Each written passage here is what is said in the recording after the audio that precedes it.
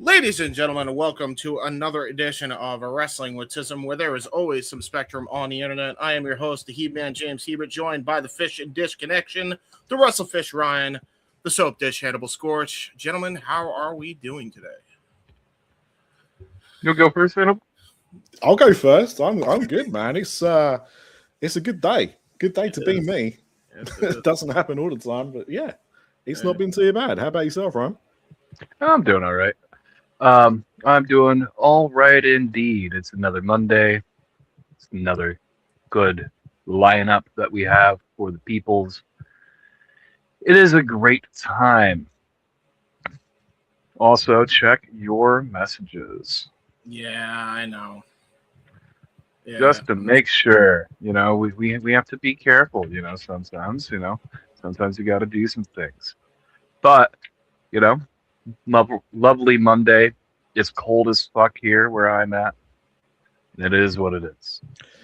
We've got weird. I mean, it's not a heat wave, right? I can say that it's not a heat wave, but I went out yesterday wearing almost the exact same top that I'm wearing today, which is just a quite thin sweatshirt. I didn't have to wear a coat for the first time in a few months. But apparently it is going to get icy towards the week and the temperature is going to drop. So not looking forward to that, but it is what it is. James, how you doing, man? I am good. I am just kind of chilling. That's what I've been doing, getting ready for the show today. We should have a good one, in fact. We do have somebody waiting in the green room. I'm sure we'll bring them in momentarily to join in the conversation. Things are good. Can't complain. And what have you got there, Ryan? I can't really see. Yeah, I'm seeing little words there on the shirt. Hold on. Are you talking about my shirt? The Sock Sold shirt that you can find exclusively at shopwc.com? C.com. Oh, getting the plugs in. Absolutely. Shopwc.com. You gotta hit it once, right? Yeah, we got to hit it at least the one time, everybody. But if you enjoy supporting, or if you enjoy the WrestleCollective and you wish to support us, you can always go to shopwc.com and purchase yourself either a shirt. You can purchase a sticker. You can purchase a hat. You can purchase a little bit of everything on shop.c.com. It is what it is, everybody. So either way, if you were willing to part with your dollar, we very much thank you. But the show is not about that. I will say it's been an eventful week in professional wrestling. Another brand has a television deal. Yes. Oh no, is my Netflix flashing in the background? Hi, Triple H. It's fine. It is a fact. Okay, hold on. Let me fix that. We were watching Monday Night Raw. We were, hoping, pleading, begging with, Hunter to just let Pin get one. Even if you have to reverse the decision, Did I say Pin get one? Finn. You did say, in fact, Pin get one. You did. Anyways. That gets said.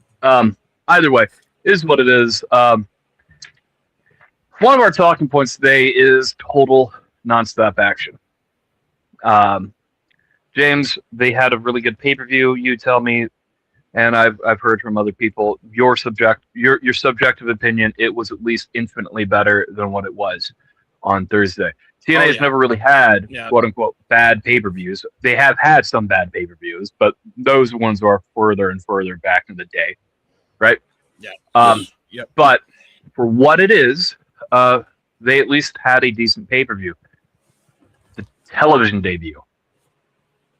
It's kind of a if you're on the sports entertainment side of liking your wrestling, okay, maybe you had quite a bit of that. Yep. This is a little too promo heavy for my part, for my taste in wrestling. I do think you need more than 3 matches on the card, and this is not going to be an overly hating, negative conversation. we are going to pitch some things and suggest the things that we think should have been done better, especially had weeks, months, maybe even a quarter to think of a plan to get a good television deal going on, or not television deal, but a good television debut. This company has produced television for 25 years in some capacity. All right. So, Yeah. but just want to say that for what it is, it left me wanting more. I am someone who grew up watching TNA. I've watched TNA for a long time. I stopped watching TNA after Destination America, so I don't think I followed them to Pursuit. Yeah. I followed them to Destination America, and then what happened. And then I didn't really keep up with them until I kept up with Who Was the Champions. I watched something if someone said it was good and recommended it to me, But past that, didn't really keep up with it. Yeah. Which is fair. I think a lot of people did that, to be honest, really. I was like quite an avid fan for years, really. Up until around about the time AJ went, I kind of fell out of it then. And not specifically for that reason, but there is a lot to be said about when AJ went, because he was Mr. TNA. He was the guy. Yeah. And that was his promotion. And I appreciate people like want to move on sometimes, but in his case, it wasn't so much he wanted to move on, it's that they didn't want to pay him, so he had to move on. And I actually just watched that segment back, like his last match. It's rough. It's rough how they wrote him off TV. They literally had half the roster come out and beat him up to lose the title. Like it's insane. If you compare that to how Powerhouse Hobbs just got written off TV for AEW, do you know what I mean? Night and day. Yeah. Night and day. AJ did not deserve to be treated that way. I didn't get to see the pay-per-view. I did get to see the first episode on AMC, and for something that they have known for at least 3 months was going to happen, I couldn't believe how bad that show was they put together in terms of how they put it together. And the way the show started out, ironically with AJ Styles, that was a last minute addition, right? That was something they only found out a few days before, maybe a week before that first episode. So that's how they started the show off. So what would they have done if AJ wasn't available or AJ wasn't allowed to go down there? Do you know what I mean? Like it just felt so weird. It was so weird. It was disappointing because, and I said this last week when we were talking about it on Light the Fuse over on X, that you don't get many chances to make a good first impression, a second first impression. Or Much less a 7. Right, exactly. And if that's how you're trying to get people engaged and watching your product, that wasn't the show. That wasn't the way to do it for me. I was surprised. I was shocked, but not in the ways that you want to be surprised and shocked when you tune into a wrestling show. So, fingers crossed they find a way up. But yeah. It's been a while since I've really kept up with TNA on a weekly basis. I don't really feel like I've watched TNA at its strongest. It's just been really, and that's been the case for a while now.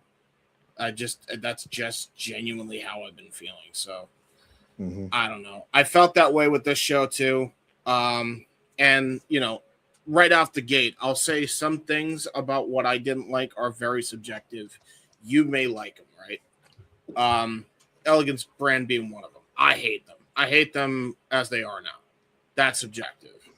Objectively, though, the production issues were a complete mess. Like, complete mess. Yeah, Well, I couldn't believe, as you said, Ryan, like they've been doing this for 25 years. Not necessarily live TV, but TNA started off as a weekly pay-per-view that was, for most weeks, a live pay-per-view. There's not a lot of difference between, doing a live pay-per-view and doing a live TV show. The equipment's the same. So how they messed it up, I've got no idea. Well, let's talk about the show in terms of pacing, right? The show opens up with a promo package trying to reintroduce you to what TNA is. Yep. All right. And that's okay. Okay, this is a 25-year-old brand.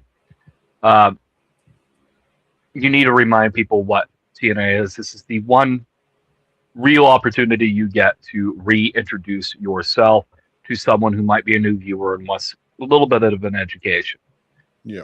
That leads into AJ Styles coming out, cutting his promo. This is the house that AJ Styles built. All right.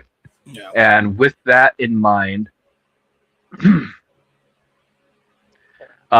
it was a decent promo at that. The crowd seems to be hot. The crowd really into AJ. They want to see AJ wrestle at some point in TNA. And I don't know if we're going to get that or not, but people are talking about it. People with knowledge of situations are talking about it. So it is what it is. Promo leaves, cuts back to another video package, and then TNA Plus crashes. Which could be viewed as a good thing. And honestly, more people watching the product. Okay, if everybody subscribed to TNA Plus and started viewing this product and attempting to watch TNA, man, TNA must have got a bunch of new subscribers for this particular episode. Because despite AMC being in a lot of households, there are a lot of people who cut cords. Right? Yep. And it is what it is. So, but the app crashes, and the app was crashed for at least a solid 10 minutes for me because I was trying to watch on TNA Plus. Yeah, you were trying to watch it on AMC. When you have one introduction, one video package, one open to the show, then you have a segment, and then we're doing yet another open to the show. That starts to kill the momentum and kill the pacing of the show and slows it down to a halt. And I guess, if I recall correctly, the Hardys were wrestling Order 4. And with Elijah, mind you. And this was an okay match. The wrestling itself was okay. It is what it is. But then we lead into even more in-ring segments. We have the Elegance brand. The Elegance brand winning the TNA Knockouts Championships. I think they're somewhere in between all of this. We have an introduction to the TNA Knockouts division. So it is what it is. There's a lot of promos on the show. And this all these promos should have been like TV adverts leading into this debut. Yeah. I don't know whose fan that is. Oh, that's my bad. Here, I'll just turn it off. I didn't even realize it was picking up that bad. Damn. No, it just started. Sorry about that. You're good. Yeah, fair enough. Continue. But there's so many promo packages on the show. There's so much member berries and nostalgia. They're trying to hook people in. And they're showcasing what TNA used to be, but they're not really showcasing what TNA is. And that's my issue. Okay? Yeah. You're showcasing me yesterday. In fact, you're not even showing me yesterday. You're showing me decades ago. And that's where we're at. Yeah. So, for what it's worth, I think the TNA debut fumbled, and there are some suggestions. Okay. Thankfully, when you are at rock bottom, there's only one place to go, and that's up. So I don't know if they fumbled it on purpose and just want to start incrementally building, like set the expectation at 0 and go from there. Mm-hmm. But you need wrestling on a wrestling show. So Yes. in a 2-hour wrestling card, how many matches are too many matches for you? Yeah. 2 hours? On a 2-hour wrestling match, how many matches are too little matches for you? How about that? How about that question? Well, what we got? It's what we got, yeah. So, Yeah, you know, 100%. I mean, you can argue anything less than. You know, we had 3 matches on this card, and it was too little. So anything 4 is the bare minimum I expect in a 2-hour wrestling card, because you're not going to give. You're not going to have all those matches be the same length or anything like that. So you're not going to say like, you know, each match is 30 minutes or anything stupid like that. But you know, if you have like, you know, a 25-minute main event, you know, 15-minute match, maybe a 5-10 minute squash, you know, whatever. But I don't know. Like for me, I'd say 5 is like my minimum. Like that was what I was going to say. 5 matches, like full on, because to me, you need a healthy balance of everything. You know what I mean? And I feel like you need the matches because at the end of the day, you're selling wrestling. Mm-hmm. You know, you're selling wrestling. You're not, you know, just doing promos galore. Like you are doing a wrestling product. So for me, I think you need to have that at the forefront, especially for a show called Total Nonstop Action. It's kind of in the advertising. It was false advertising. That first show was false advertising. That's what I'm saying. We can all agree with that. Like, it's false advertising at this point. Like, I would just, you know what I mean? Like, you got to deliver on that, considering it's in your name. And then if you want to do the promo things, you can. I think there were easier ways to do certain things that you were trying to do in a palatable way. They didn't even try. It felt like they just was like, you know what it was? It was like going on Journey of Wrestling, hitting simulate. There's your card. And it was like mostly promos. That's what that was. Like they literally just took something out of Journey of Wrestling and then just went on with it. So yeah, that's a fair assessment to the situation. 5 matches, maybe 4 proper matches in a squash. Okay? You want to establish at least one talent as a strong act that you're building. That's where their squash is coming from. Not every match needs to be a 50-50 match. Some matches can be 60-40. Some matches can be 70-30. It is what it is. But where we're at with the content for the show, you need an X Division showcase. yes, There was no X Division showcase. Here's the thing. I'm one of those guys go like, if it's not the 6-sided ring, it's not my TNA. I understand the 6-sided ring is a little bit more painful for wrestlers to take bumps in. I don't know. Build a new one. Get some scientist on this and start constructing a new ring. Functionally, it's a real pain in the ass to build these rings anyways. But they are difficult rings to work in if you don't work in them all the time. Yeah. So if you've never taken a bump in a 6-sided ring before and you take a bump in one, you are going to hurt. But the 6-sided ring gave TNA its identity. Since we're not getting that, you still have to give us some semblance of what made that special, which was the X Division. And I understand that Leon Slater had visa issues. Yes. But if you knew you didn't have Leon Slater for the show, 2 weeks out, if you knew he had visa issues 2 weeks out, maybe not promote the match. And the other issue there, Myron Reed got picked up. The AEW, we'll talk about that later. And the various rascals. But if you can't deliver a match, don't advertise the match. Don't advertise it. Yeah. If you can't deliver what you are promising, don't advertise it. That's business 101. Card subject to change happens in wrestling all the time. Okay. I was gonna say that's the thing, but I think for me, the thing that I thought made little sense was the fact that they had people there. They had people there, and not only did they had people there, they didn't feature, but they also knew this in advance, right? This wasn't a travel issues. Like how many episodes of Dynamite have we covered, Ryan, where on the day of the show you're hearing planes have been grounded, so people can't get to the venue because the weather's really bad, whatever. Like it doesn't make sense that this, and yet you didn't think we need to organize another match. They had dark matches. They had dark matches before the show went live. Yeah.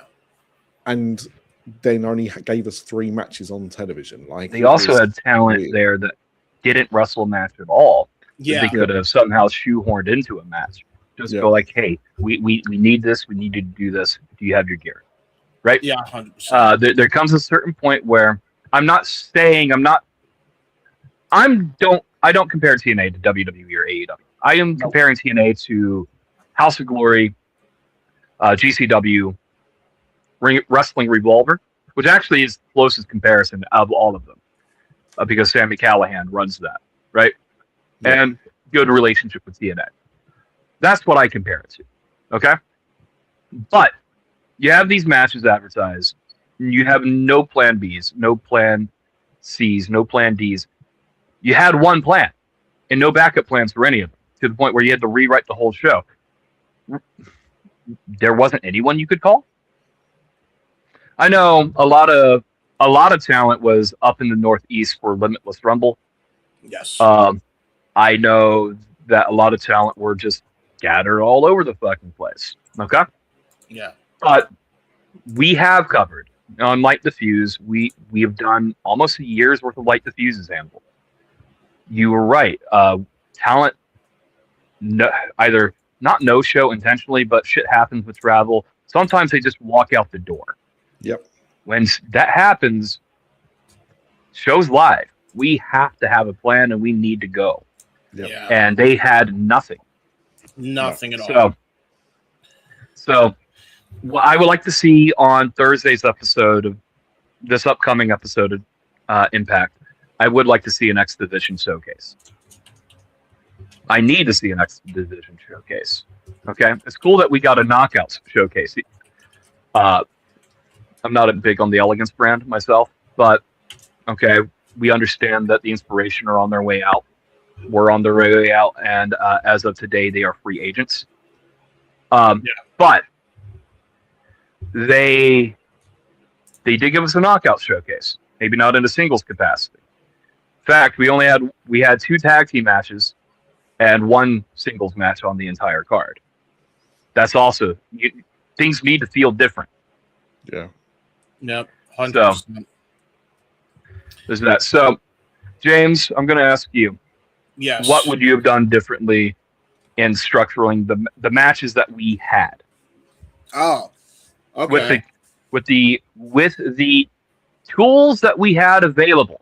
With the tools, what would you have done differently? Okay. This isn't hypothetical in the situation where you can pull things out of thin air. We know the talent that were there. Yep.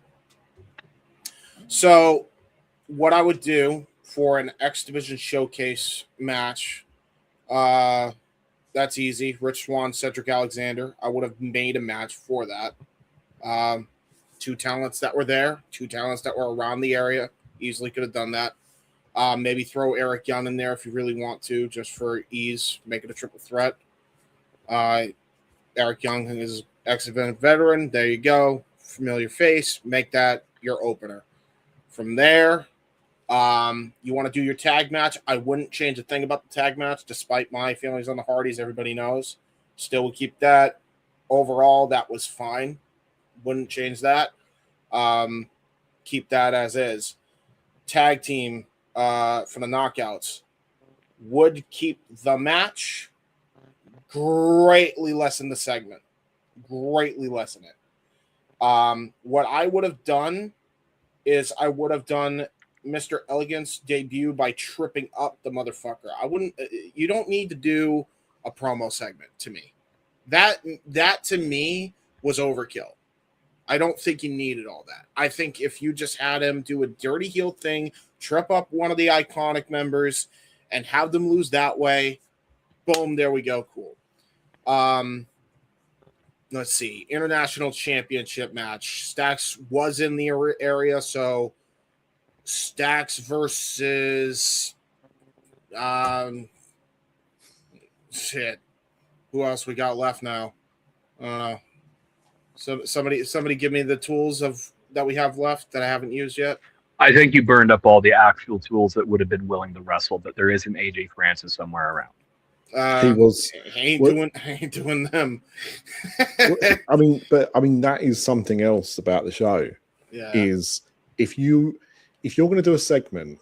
Now, I hate these segments anyway. I'll be honest. I'm never like a massive fan of the segment unless it's someone really, I think, really important. Right? Did my name just? It did go yellow. Okay. I don't know. just I guess we're yellow, man. We're yellow. Fair enough. We're yellow. So yeah, I'm not a big fan of like the celebrity section in a wrestling show. Right? No. And again, unless it's like, you know, Hollywood stars or, you know, yes. or like, you know, Taylor Swift or some shit, right? Because quite often, like I put a tweet out and it was quite rude. I'll say that. But when they were going for it, I was like, oh look, it's a who's who of who, because like I'm struggling to know who these people are, and you know, and I think I'm quite versed in pop culture. I'm like, I don't know who these people are. Obviously Candice Michelle, whatever. But the worst thing about that whole segment wasn't who they had in, which felt a little bit low key, but was they stuck them in the hard cam section where there was no fuckers around. And I mean that was egregious. Not like 10 seats empty. We're talking like there were hundreds, 1,000 seats, bare ass. And you are focusing on that section. All you can see is at the bottom of the screen, the celebrity, the rest of the screen, this wide shot of empty seats. TNA, like most wrestling companies, this isn't exclusive to TNA, go to arenas sometimes where they don't sell out or they don't fill it up, right? No shame in that. But what these companies learn to do is how to shoot a show to make sure you don't see that it's empty. They want to draw your eyes into a crowd, into thinking that there's lots of people there. It's the complete opposite of what you do. You know, you move those people to a different part of the arena if you want. Like WWE don't have celebrities sitting there the whole show. They have seat fillers sitting in those seats until they want those people showing up on camera, and then they swap them out, right? Yeah, they could have done something like that. There was no reason why they did it. It felt so amateur, and so for me, other than what you said, like it was how they did the show. Yeah, and I think it was. This so was not on the done. Talent. This was not on the talent at all. This was 100% on the management and creative. There was no like none of the matches were exceptional or anything like that, right? And look, not every episode of Dynamite or Raw has matches that you think these are like 5-star matches or whatever, you know. But I don't blame the talent involved that night as to why the show was like it was. Like, they have got to turn chicken shit into chicken salad. Every wrestler does. Like, when you're on the show, you've got your 5 minutes, your 10 minutes, whatever it is, you've got to make yourself shine. And it wasn't their fault that things went the way it did. The segments went too long, and again, that's not their fault. They're out there until they're told, you know, you've got 30 seconds or whatever. So again, it's not on them. But they don't have a lot of people. They've lost a load of people. They're going to lose someone else next week because they're doing a feast or fired match. You know, that's what they need to kind of focus on now, to try and improve things. But yeah, from a production standpoint, I'm sure there's been episodes that have been just as bad as that in terms of like how they visually look. But your debut on AMC, that's not how you do it. That's not how you do it. 100%. Let us go to the callers here. We do have at least 4 on hold. For those of you just tuning into the X, we are live. We are here. Hello, everybody. If you're watching on the Twitter, make sure you subscribe to us on the YouTube at WC Worldwide on the X, but also on the Wrestling Collective on the YouTube. So go check out our social medias when you can. Also, like, subscribe, and ding the bell. Yes, indeed, So when we go live every week, every day when we go live. Yes. It really helps. Show support is what it is. If you, It's the bare minimum. If you want to support the Wrestle Collective, the Wrestling with Tism team, Queens Road team, Wrestle Collective Weekly, any of our various shows, please like, subscribe, ding the bell. ShopWC.com and ShopWC.com, exactly as Grep said. Who we got? Who's coming in? We have a few people on camera, so what I'll do is I'll bring in our resident man who is also joining in on the ShopWC.com. There's literally 3 men right now, and you're talking about bringing in the resident man. What is going on? I'm bringing. I could go ladies first as well. That's not what I was. Don't worry. Carry on. Jesus Christ. Well, let's bring in the man. We know Dev. We love Dev. Dev is great. Hey. And then we will go to the man. We will go to the man that runs the collective relatively soon. He will be next. So it's gonna be Dev. Can't wait to see Jordan, that guy. Then Dev, Jordan, then Tay. What's up, What's going on, Dev? How are you guys doing? Glad you guys got to experience TNA and given the chance to talk about it and review it as such. I wanted to give you guys my card, my ideas of what the show could have been to be at least laughably good, with the resources that they had at hand. I would have kept the Hardys match versus the Righteous because, they have enough chemistry. There was a good enough build to it. Good enough of a build to get the TNA loyalists. The people that TNA fans, can really gravitate towards that. I don't see any reason to get rid of that. I would keep the Iconics dropping the belts to the Elegance brand. Very on brand for TNA, to book something like that. And I would also keep Daria debuting, but instead of, just showing us Elena Black, I would allow Elena Black to have an open challenge. This is Elena Black. Have her wrestle somebody. They're super cocky. And Zarya answers because she was in the back and destroys Elena Black. Showcases Zarya in a good way. And those two were a little too unutilized, in my opinion. So Zaruka, bit of a tongue twister. So I would do that. And Sol Ruka plus versus Brookside, who was also there. No need to put her in a knockouts match, I guess.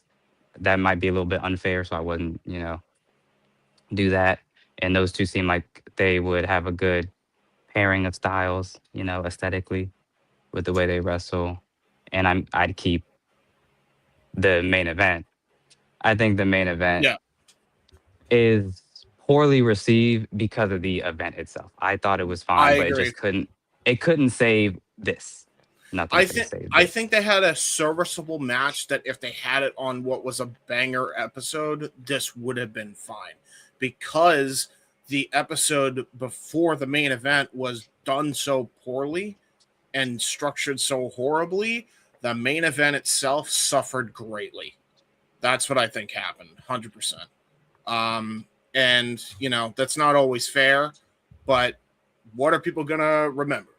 They're always going to remember the beginning and the end. That's every wrestling show from the beginning of time. That's just how it is, man. You gotta put your best foot forward and leave with your best foot forward, man. So I wanted to follow up on one of James' points from earlier. Just one point he had. Yes. I can't remember exactly what you said, but you kind of triggered me to let the audience know that TNA that night did not care. They had your viewership.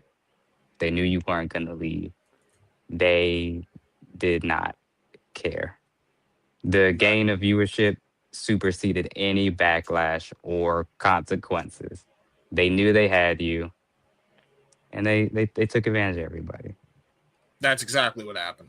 And I'm glad that usually Dev is one to try to look at the positive and everything. The fact that you said that, like, that tells me I'm not wrong in my frustration. I don't think any I of us mean, are. they don't even hide it. Like they No. didn't even hide how No, they much they don't. didn't care.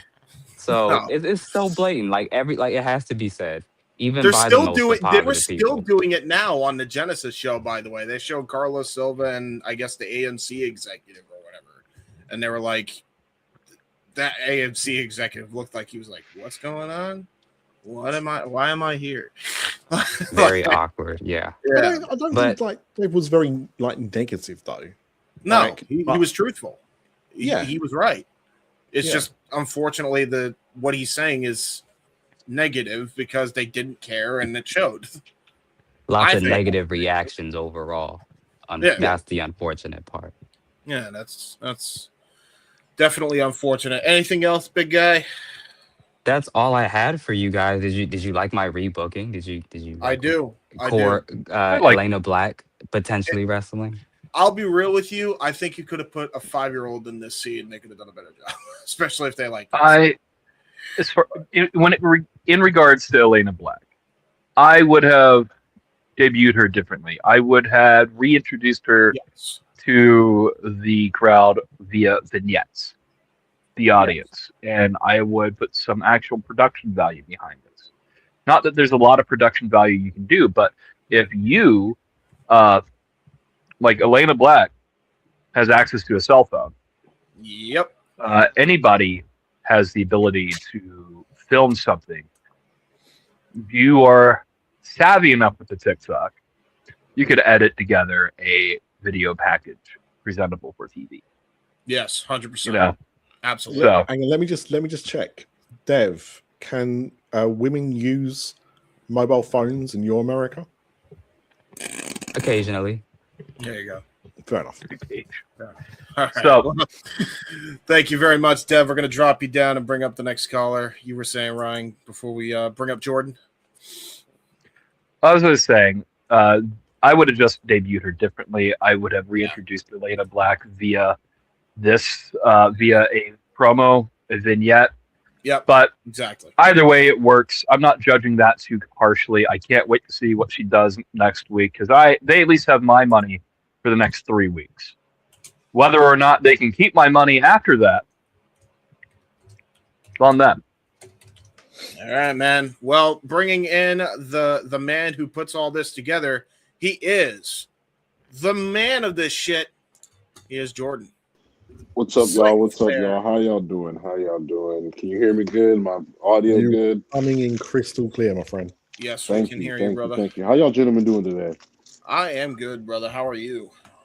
Man, I'm getting through some technical difficulties through X, but it's all good. We manage, we strive and survive. But man, I'm excited. Like I said, first time caller, long time listener. So thank you for having me on. New you caller, guys do Jordan. great work. I see you guys are talking about TNA, Yes. and I will tell. I want to give you guys a little bit of perspective, just for me as a person who was a local to the show, to the area of the show and whatnot. And I just want to point out a few things about TNA and being local that I just feel need to be said. Nowadays there's a lot of talk about advertisements and promotions and things like that.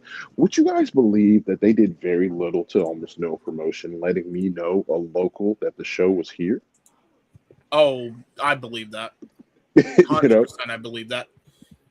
They've never been good at that. That's always been their weakness, was promotion.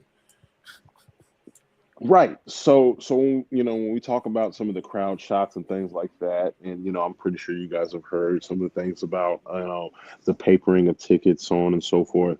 So it's the show overall, hearing that and seeing it and whatnot, overall, personally for me, was a bit of a letdown.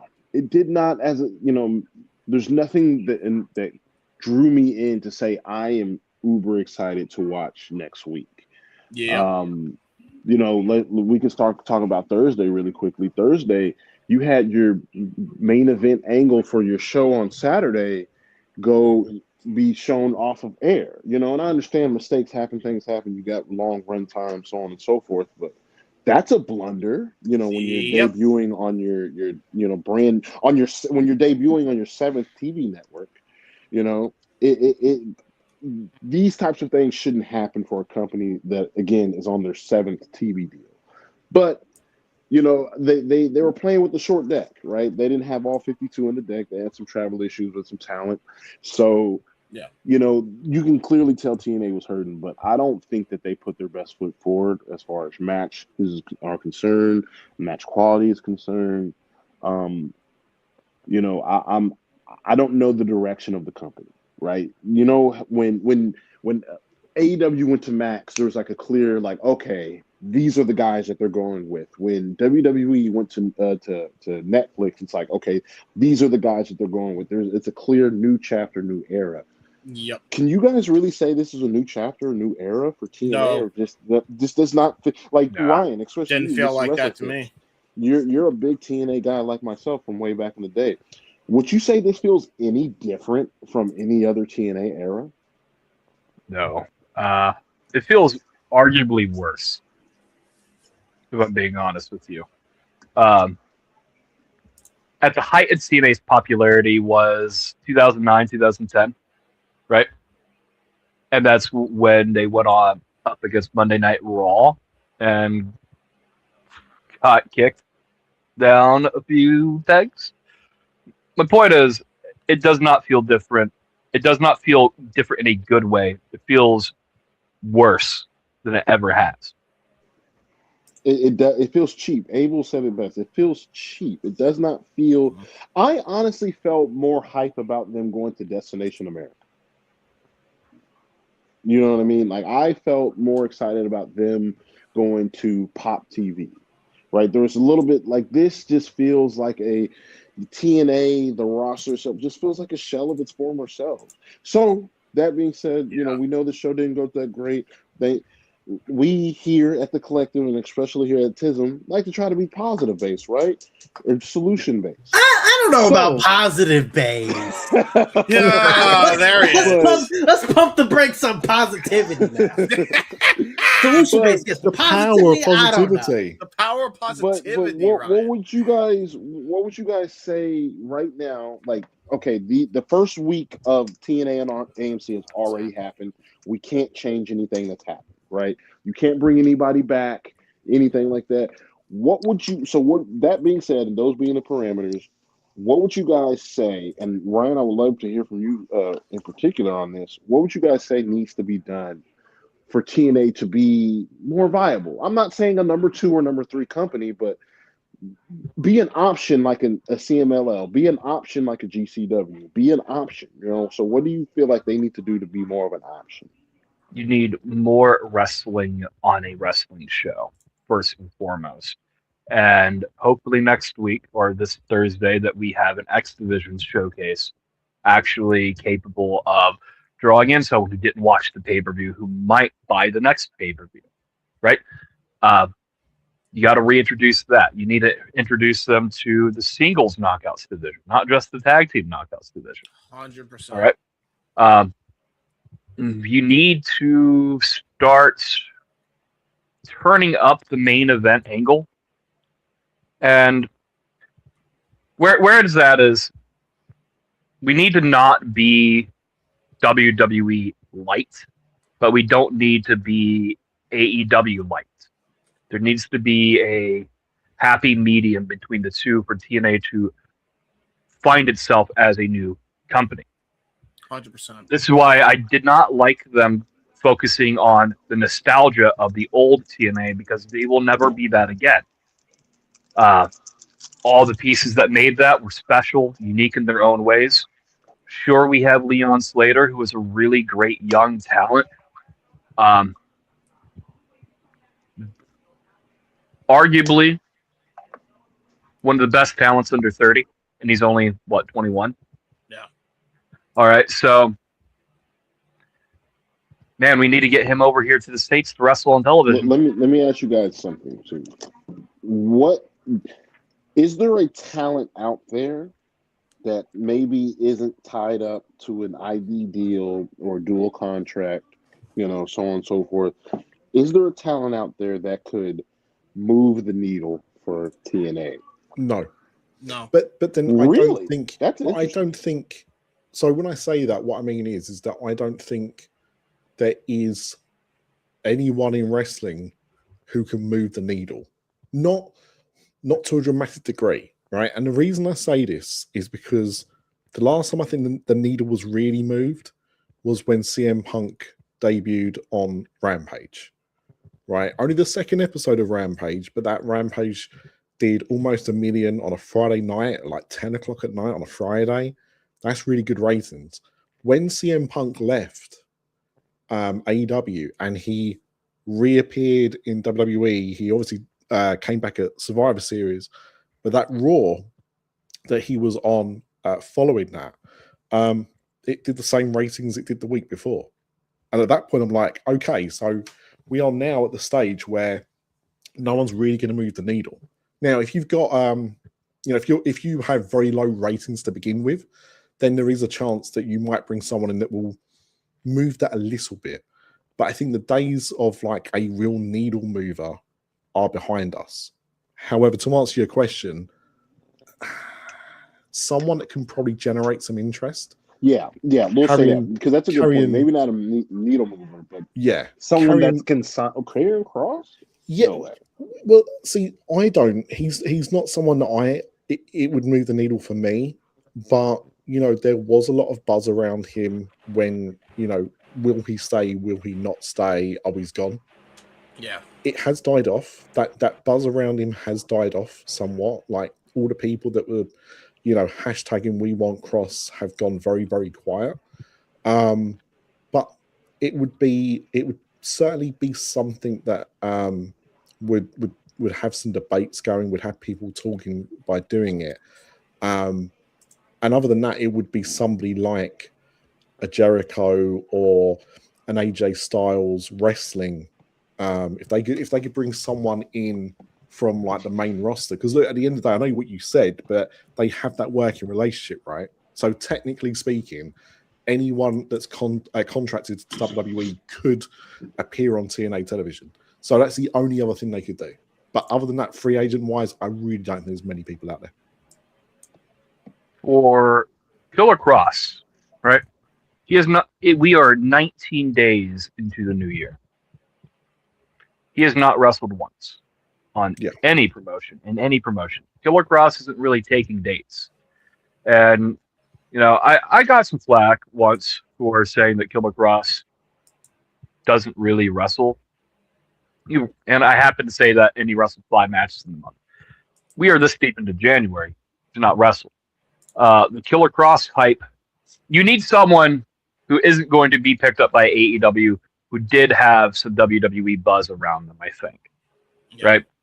To get picked up. And Killer Cross is about the only guy there, but he's also already peaked in TNA. He has. What is Cross? What is Cross going to, if hypothetically they pull out the checkbook, sign Cross to a year deal, so that is as long term as the TNA contract gets in 2025 or 2026. Sorry.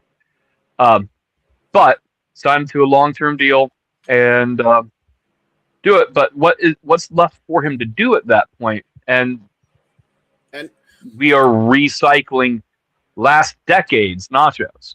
Yeah, and that's not only Ryan saying that. This is coming from me as well. This is coming from a Killer Cross fan.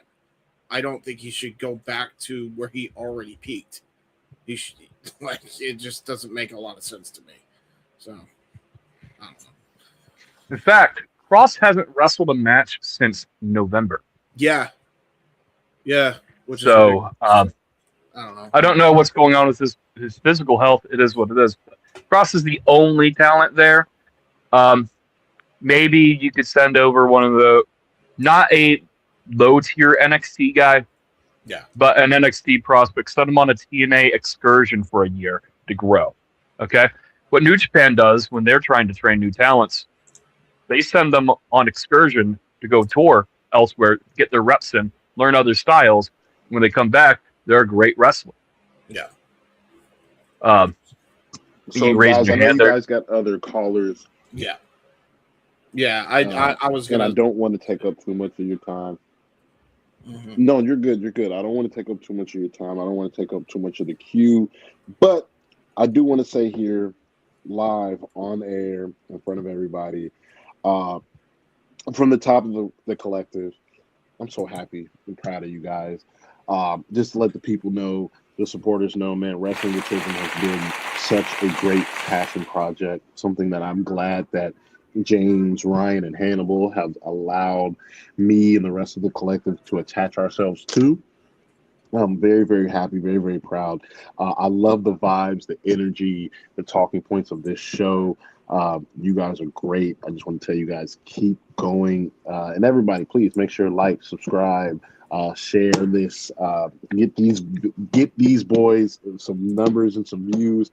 Obviously, shopwc.com. The Wrestling With Tism shirt is on the way. Shopwc.com. And your next guest, I want to say, has a pretty great show herself. So yeah, shout out to her. Yes. Yes, sir. Thank you, Slick. Thank you very much, Slick. And with that, we shall. Oh man, I feel bad for cutting him off. I was trying not to. Bring in the person who represents Queens Road along with Dev, Carlos, and Soto. It is Tay. Oh, hello. Good. Hi, I didn't Tay. realize y'all were gonna go like that close to my face. I would have put effort into myself. Hey, listen. We gotta at least do it once every time. We gotta do the solo shot at least once. Yeah, I would have put a little more effort into myself. I would have put my contacts in or something. I don't know. Yes. You were fine. You're fine. Don't You're worry. fine. It's all good. So, what were your thoughts, if any, on TNA? I know you watched it along with the rest of us because you unfortunately had your cats try to interfere with you watching the rest of it, and we're like, no, don't watch this shit show no more. Please don't do it. Don't hurt your health like this. I think it would have been better if there was more wrestling on it. I think that it was very oh my god, all I hear is yelling upstairs. I don't know what's happening. But if I would have been more wrestling on it, I think it would have been fine. But... They're watching the replay of that TNA show. Yeah, they're probably like, what the hell? No. Where's the wrestles? Where's the wrestling? But no, from what I've been hearing you guys talk about, I agree. I would have also debuted Elena a little bit different. Yeah. I think having her, she kind of pulled like what she did when she was in NXT. She just kind of walked out and did her like, oh yeah, I'm here. Like, you know, like I'm coming for the belt. Like, I don't know, maybe build yourself up a little bit first. You know. No, I agree. Yeah. I gotta say, I don't like the fact that people will just appear on TV sometimes, especially if you're going to a new company and it's expected that you know who they are and why they're important just by them doing that. Like, to me, actions speak louder than words. And granted, a lot of people, you know, we've all watched different wrestling, right? So we know when someone debuts on TV, we normally have seen them somewhere else, right? So it's not a thing. But you know what? You've got to pretend that that's not the case. And you've got to pretend that the people tuning in may not know who this person is, may not have seen them before. So sell it. Promote it. Don't just let her walk out. Like, and I get having her show back up, but also she hadn't been wrestling for like what? Like, when did she say she was taking her break? I don't remember. They are yelling at something upstairs. All I heard was my dad go, I think it was about a year ago. What is happening? What I'm not excited about for Elena Black is ring rust. Yeah. She hasn't wrestled, and I don't think she's wrestled since that Long Island or Coney Island show. Yeah, it hasn't been since then. Yeah. Did she wrestle that Coney Island show? It might have been the show after the Coney Island show. It was a GCW. She wrestled Priscilla Kelly at one of these shows. I thought. I have to fact check myself here, but she hasn't wrestled in a long time, and this is why it's hard to get excited for someone who also has that much ring rust under their belt. Yeah. But I'll let Tay finish off her TNA thoughts. But we are about an hour into this TNA discussion, and Really? Oh, yeah, we're gonna move on. we do got to move on to another topic. Yeah. Yeah, I'll just say this before we bring in the next person as well. But we'll also keep going. This whole deal with TNA as well, like they have 3 pools of talent that they could call upon. That's what makes this not make any sense to me. Because when you break it down, they have the indies. They regularly call people from the indies to even for one-off appearances. They have WWE partnership, and they've already started getting some main roster talent that they aren't doing anything with, right? And they've been, in like places like AAA and Evolve and shit. And then you have the WWE ID program. And there is some actual good talent in the ID system. Why didn't you pull from any of those pools of talent that you had access to? That's the other thing that was my other biggest bitch about this, really. Because there was so much talent that you just squandered that were on the indie scene. And ID talent, same with the main roster talent that they're doing nothing already. So, it's the fact. Lol TNA, James, at that point in time. Lol TNA then, Lol TNA now, Lol TNA forever, Lol TNA together. Okay? Yes. The only way TNA can... Ash in the comments asked, what can TNA do to improve its product? It's very simple. It is treat itself seriously. Yes. They're not treating themselves seriously right now. And there is no defense of it, really. So there are so many talents on the independent scenes that they could pull from, and James is right on that one. But if the people running that company, and I'm talking to you, Tommy Dreamer, you, Delirious, and anybody else in that booking side of that company, right, who actually run day-to-day creative, okay, and Carlos Silva. Say it again for the people in the back. Who's Delirious, and Tommy Dreamer, the people whose job it is to run creative week to week, okay, maybe you need to start treating your company a little bit seriously. How did you not foresee any of these shortcomings that happened on this debut episode? I'm not judging TNA tomorrow based off the introduction of the first episode, but I am expecting it to be better. This show was pretty rough to watch. Yes. At the end of the day, enjoy what you like and like what you like, and don't be a dick. TNA had an opportunity to be a really good show, and they whiffed the ball. It is what it is. The ball, yeah, 100%. But we have other topics we have to get to. We do. And we've spent an hour talking. Let's just see if Tay had anything to finish off with. Yeah. Did you have anything else you wanted to say? Anything on this day? No. Other than I did. I understand things happen, and it was kind of brought up by Jordan about their main event angle not being on television. Yeah. So that's kind of insane. Yeah. Crazy behavior. But it's insane shit. Tay, before we drop Tay down, I do want to leave her up for the next topic because it's a fun conversation. Yes, it is. Well, we'll get to the new signings next week. We spent an hour talking about wrestling, and I want to have a fun conversation for this last half hour. Yeah, we did. But finish your question, James. I was just gonna say, do we want to bring in the other person that's waiting in the queue since there's only one other person? Is that cool? Since we said we can have a $5. Yeah, let's do it. We approved that before the show. That is fair. All right.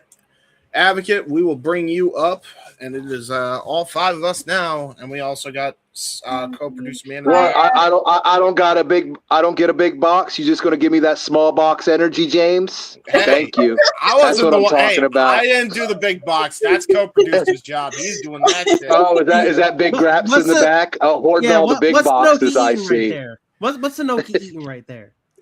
Someone's arm. Grade A strong style. Grade A strong style ribs. Look, yeah, he's eating them ribs, brother. It's crazy. You know, I take a lot of pride in my Antonio Inoki pictures. Yeah. How you doing, Tay? How you doing, Hannibal?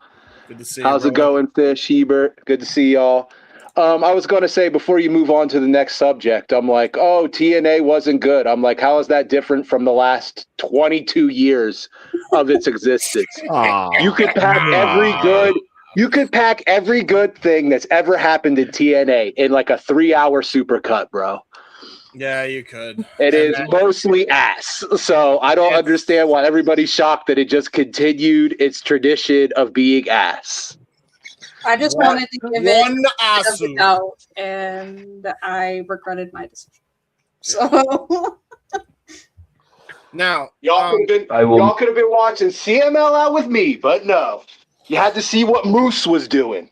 Oh, I didn't watch Genesis, so I didn't have to see that. So Abel, it's funny you bring that up as well, because you know what?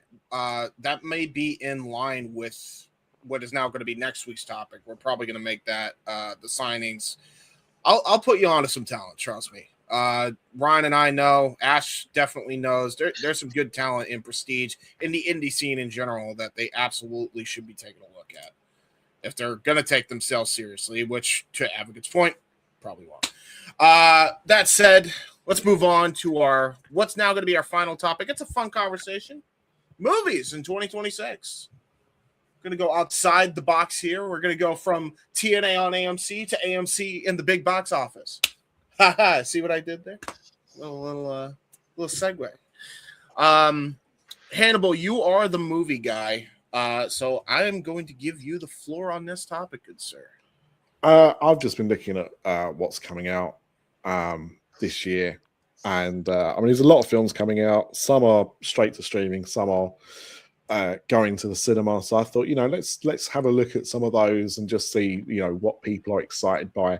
I've got a list in front of me that is by month, and I'm just going to kind of like pick some things out. But by all means, if there's films that you want to specifically talk about, anyone wants to talk about, then that's fine, obviously, as well. There is one that I'm kind of looking forward to, which is going straight to Amazon later this month. It's called The Wrecking Crew, and it stars Jason Momoa and Dave Bautista, or Dave Bautista, as he's known legally, I guess. Why he's Bautista now? Bautista. Yeah, I've just seen that. I saw a short trailer for this a few weeks ago, and it's like a buddy cop thing. I don't think they're cops, but I'm just trying to give the vibe here. Like they're working together, not against each other. And I don't know. I think both of those guys can be fun. So I'm excited for it, even though I shouldn't be, but I kind of am. Yeah. So now you mentioned Dave Bautista. I have to ask you, Hannibal. Since there's a U in his name, does that mean the UK really likes him? Yes, that's exactly how it works. That's exactly how it works. James, you're not allowed to tell jokes anymore.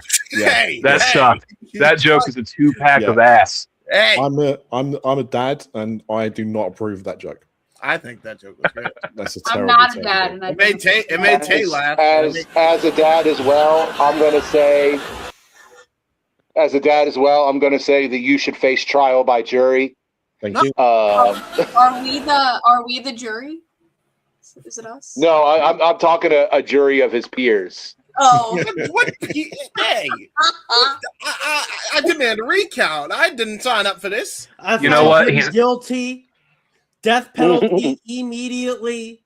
No, Get the chair. Get the firing squad. Get him everything he's done. no, Rats. no. My God.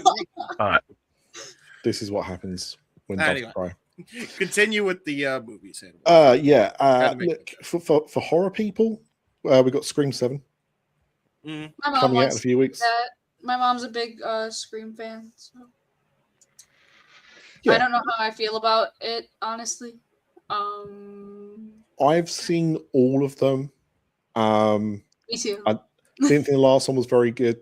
Not really looking forward to this one, but some people. I know that the whole and the reasoning behind it too. Like, there's a reason like behind why I don't want to go see it. It's probably the same reason as mine.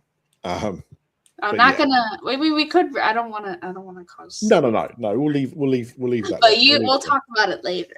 Yeah, we'll talk about it in the Discord. There was a Disney film coming out in March called Hoppers, which I saw a trailer for the other day. Like, people are getting really hyped about this film. But it's basically Avatar. It's basically the film Avatar, but rather than be set on a planet with blue people, instead they put you in the bodies of beavers. I said what I said, and they said what they said. There's also a film called The Bride, which is a kind of like modern retelling. I don't even know if it's modern, but it certainly looks more kind of. It doesn't look as periody as The Bride of Frankenstein generally does, but it looks. It's got such a good trailer that on paper it's like, oh yeah, great, Bride of Frankenstein film. But now seeing the trailer, looks really, really good. I love shit like that. And there's a film called Project Hail Mary with Ryan Gosling coming out. Normally, I wouldn't be too excited about a film where somebody is forced to go into space to try and save the world. But this one's directed by Phil Lord and Christopher Miller. Yep.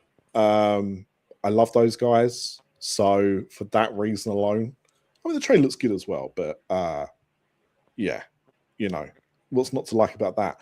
Now, here's a film that I know James is going to be like, oh, yeah, okay, now I'm interested. The Super Mario Galaxy movie comes out in April. Yeah. April 3rd, to be exact. I already have plans to go see that movie when it comes out because my friends and I saw the first Super Mario movie.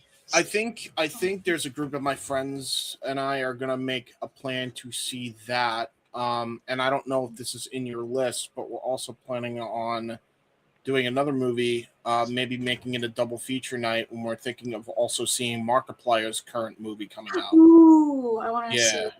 Well, I mean, that comes out, Markiplier's movie comes out in about 2 weeks. This comes out in April. Right. So, yeah, so it's probably going to be like, yeah, I didn't know what. You're probably not going to see it in the double feature. It's going to be, it's going to leave. It's going to be leaving the end. That will be the first movie I see this year. Then probably that and the Mario movie. Probably going to be the only 2 movies I see this year, unless I get my money up. Not my.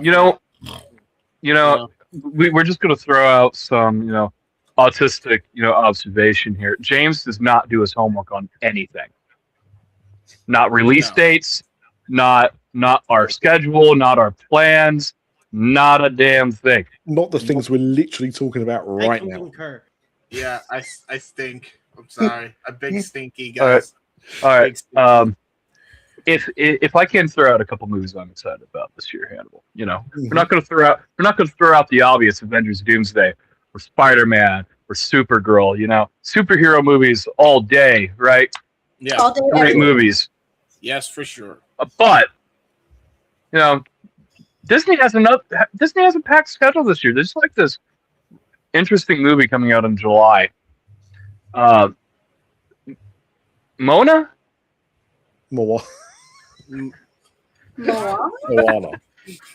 They are releasing the live action Moana. Live action Moana? What? Already? Yeah. Already. According to this, it releases July 10th. Oh. There is a trailer out. There is a trailer out.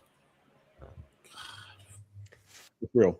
So we are already throwing out remakes, live action remakes of doing the whole dance live. What can I say except you're welcome? He will be. He's in the film. He's in the film. Full tilt, Siva Tao, all of it. All right. Yeah, bro. It's crazy. So that's why he couldn't show up to Mania and help out Cena. Okay. So he decided Moana was more important. He's working on. Yeah, he was fighting that. He was fighting that damn crab. you know, or whatever it was. You had to get ready to do a musical. You number. know, Shiny, that's my favorite song. I always like the villain song the best, like in like Disney movies. Yeah. Wait a Like the minute. villain Wait. song always hits. Like Yeah, it does. Yeah, it does. We're getting another Insidious movie? Of course we are.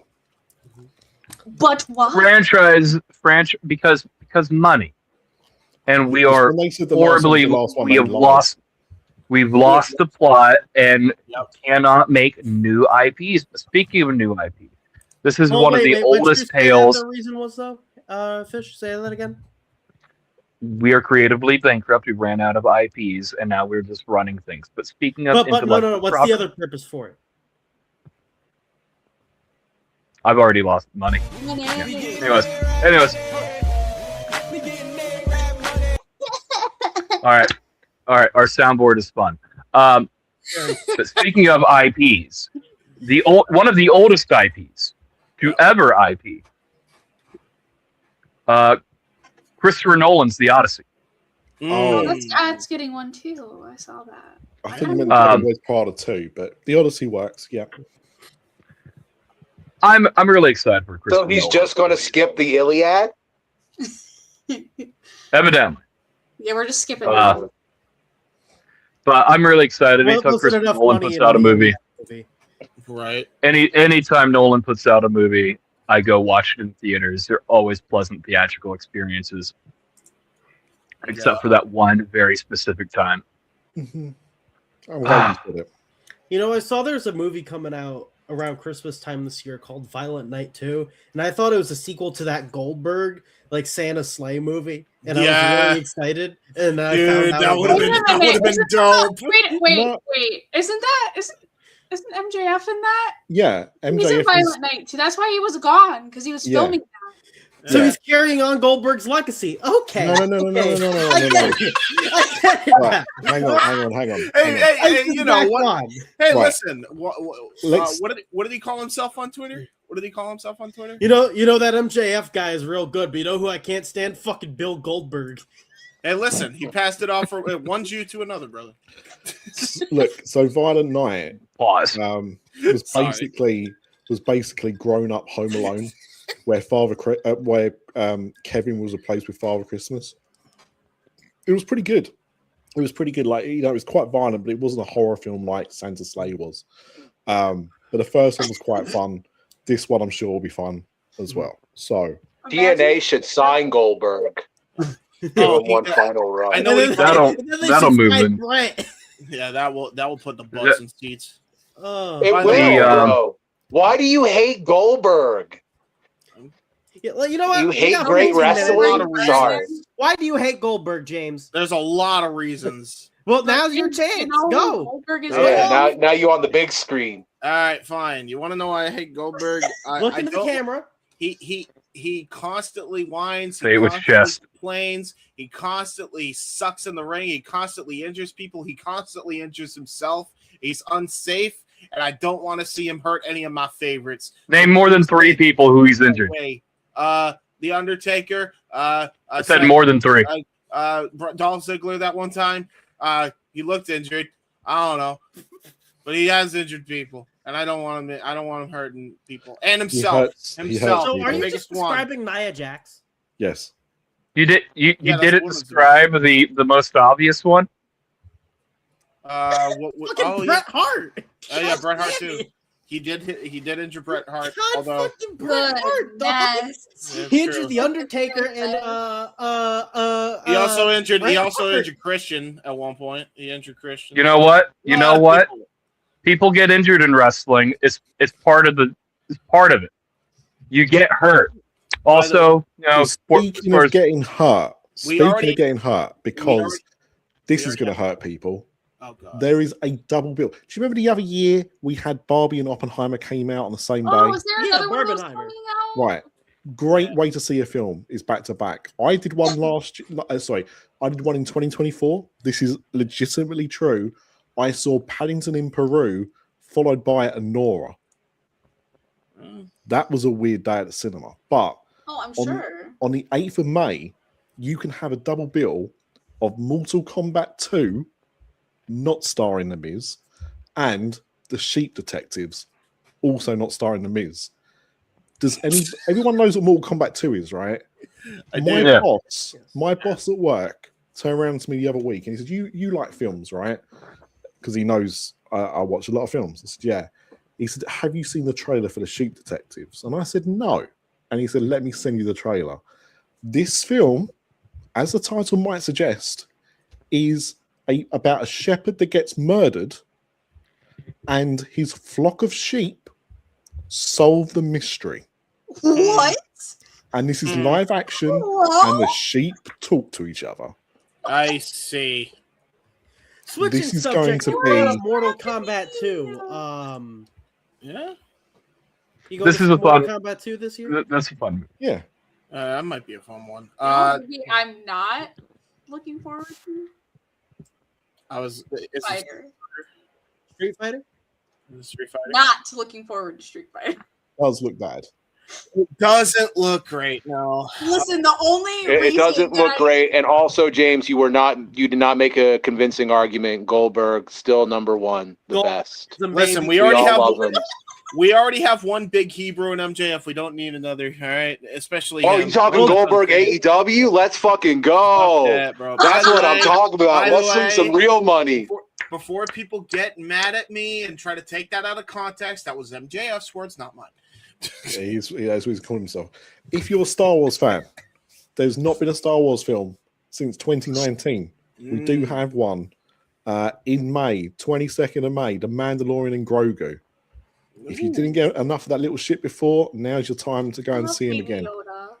Don't be rude about Baby Yoda. That's what you care about is Baby Yoda. I don't care about Mando. I just care about Baby Yoda. I'm just kidding. I also like you know, as a Star Wars fan, as a big Star Wars fan, I am excited to see Star Wars return to the big screen. There hasn't been a Star Wars film since 2018? Yeah, I think 19. Rise of Skywalker was 19. Yeah. All right. So we haven't had a movie in 7 years. Every movie in between has been canceled or otherwise shut down. Kathleen Kennedy has recently stepped down as the head of Lucasfilm. Yep. Which means, Dave Filoni is stepping up to do some of those tasks. And I forget who they said was the other one. Did you happen to see who's the other co-lead? No, I didn't see. Okay, I know Filoni is the creative head. Filoni is the Paul Levesque of Star Wars. Yeah. Actually, more like the Dana White of Star Wars, but that's not the point. Yeah. But, Dave Filoni with the pencils never disappointed. If you've seen any of his Star Wars work, this Grogu movie is going to be fun. I'm excited for it. Hopefully this means that the drought of Star Wars movies are finally over. But Star Wars adjacent, we have Dune 3 coming out this year. Yeah. And it comes, in fact, let's go back to Dune 3 because there's a reason I'm going to save that till later on. For old people like myself, an advocate, 5th of June, we've got Masters of the Universe, another big screen adaptation of He-Man, yay, starring Jared Leto, boo. We've got a new Steven Spielberg film called Disclosure Day. I love Steven Spielberg, so I'm going to be going to see that when it comes out. There's Toy Story 5, which I'm not interested in at all. I haven't been interested Toy since Story 4. I'll be honest. Yeah. I haven't been interested since 3. I think they should have just ended the story there. 100%. It was the You're not wrong. I only ever saw the first one. It was pretty good. First one's great. Second one, the second one. The second one, low key, the best one. No, it's not. My opinion. I three love is the best. I do think the second one is very good. One or 3 are arguable, but you can't have 2 without the first one. That's also right. True. So my personal favorite is the third one. It's the culmination of the story, but also Toy Stories 1 and 2 are horribly dated in terms of their CGI and need a facelift. Hey Disney, I'm going to make you some money. Instead of remaking Moana for no reason after 10 years because it still functionally holds up really great, how about we just remake Toy Story? There you go. Yeah. You don't have to do. Yeah, make it live action too. Yeah, you're gonna get a live action Can you Woody now, imagine? baby. Can you imagine Woody, bro? That would be Everything fucking horrifying. You'd have to get fucking Slender Man to fucking play him like Adrian got that. Brody or Imagine a some shit. live action Bo Peep. I got the perfect casting for Woody. Goldberg. No. Yes, Goldberg. No. No, Goldberg. Hangman Buzz Adam Lightyear's Page, duh. Buzz Lightyear can be Bret Hart, and Woody can kill Bret Hart throughout the movie. No. So, They're gonna cast Mr. Potato Head as an actual a Yukon Gold or something. They might use No. But it has to be Hangman Adam Page as Woody, and then freaking Buzz Lightyear is going to be Swerve Strickland because he Hangman tries to kill him, and Ladies Swerve and tries to kill gentlemen, we him. broke the fish. Yeah, I'm sorry with that. The 26th of June. You can end the month with another great double bill: Supergirl and Jackass 5. So we're skipping over Scary Movie 6. Yeah. I'm actually really looking over. I am looking forward to Scary Movie 6. Back in the Wayne's Brothers' hands. It should be a fun movie. The last Scary movie on the fence about it. Yeah. Listen, if to go triple numbers with it, I do this. Well, if you're iffy on Scary Movie 6, maybe you'll come around to Scary Movie 7. 6, 7. I'm gonna kill you. No. And on that note, maybe No. I should leave. Right. We have got another wrestler starring film. I am excited to see this one. In August, we're going to have the release finally, after thinking we were never going to get this film released. Coyote versus Acme starring John Cena. Oh, thank God. Does anyone know what this film's about? No. So, as the title suggests, go on, Ryan. It was Coyote suing Acme for selling him false advertised mechanisms, weapons, traps to try to capture the Roadrunner. Yep. Oh, thank God. Yeah. So personal injury claims, false advertising, all of it. And, hey, this is going to be a good movie. I honestly, I am looking forward to it. Why is there a movie lie. coming out called How to Rob a Bank? Isn't that kind of like the plot of B Movie? Nick Gage, is that you? Kinda. Also I getting can't wait for Resident Evil? Okay. Godzilla -0. Well, hang on. We've only just got to September. Right, I'm trying to run through this. Wait, we're going Yeah, we're doing. Go, no, I was trying to do that. Everyone else was trying to do their own thing. Wait, I can't do Speaker Carlos this show? I didn't say that. I didn't say that. Clayface is coming out, a spin-off from Batman in September. I've seen nothing about it, so that worries me. We've also And the crowd goes mild. Yeah, we've also got Resident Evil. Now, normally I'd be very hesitant about Resident Evil because there's never been a good one, but this one's directed by Zach Kreger, who did Weapons and Barbarian. So now I'm interested. I think I will probably end up seeing Resident Evil. I'm sure my friends will want to go see it. Now, there's a film coming out that Sodo is going to love. Young Bucks Young Bucks movie?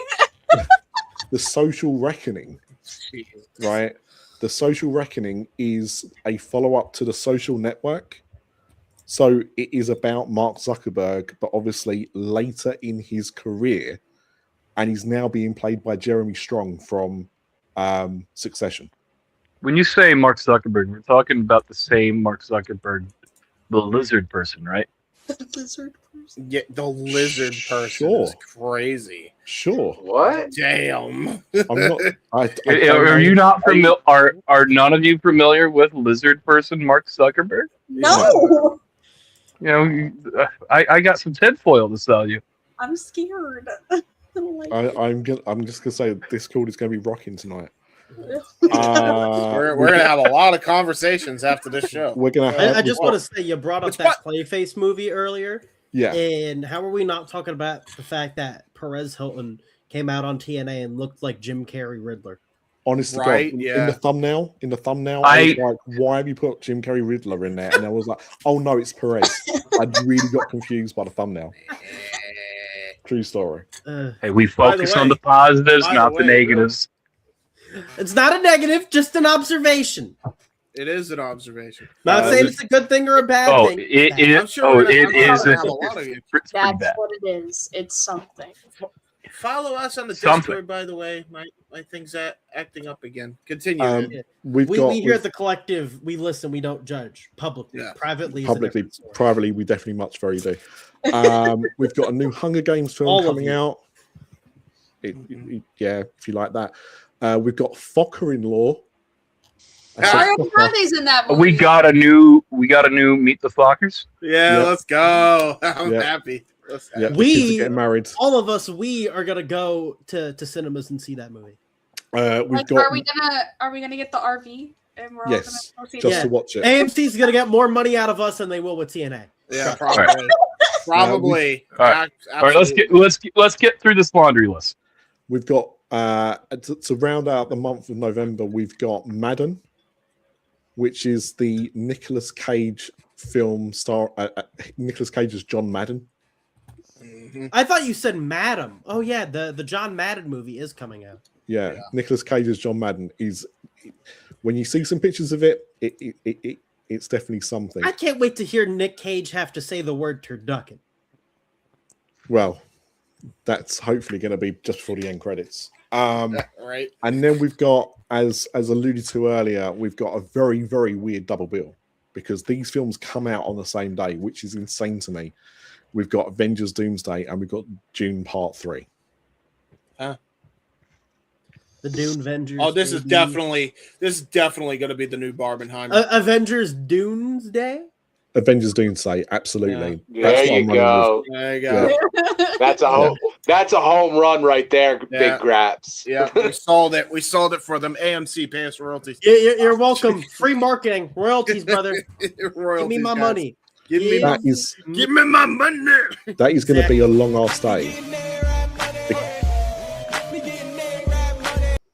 Be nearer 3 hours. They're going to be epics. They are going to be epics. There are going to be people who go to see one of those movies and attempt to go see the other one. They're going to have a really, really bad time because popcorn, soda. It's going to be a long day. We'll all be fine. We watch AEW pay-per-views, so we're all ready for we're sitting around to watch something for 8 hours straight. Yeah, you're right. People are like, oh my god, it was so long. What do you mean? This is just Wrestle Dream. Yeah. I'm like, this isn't even one of the long ones. What are you talking about? This one's only 4.5 hours. Have you seen All In this year? That was 7 hours. Yeah, I was gonna say, it wasn't even all in this year, guys. Like, This is just Come on now. AEW Dynasty. What are you guys complaining about? I don't. Come on. Yeah, exactly. people who aren't wrestling fans just don't get it. They- Like, they- oh, this movie's like Too 3 much hours so long, wrestling. and I'm like, I But- sat and watched a Too much 5-hour, movie. 5-6 hour pay-per-view the other day.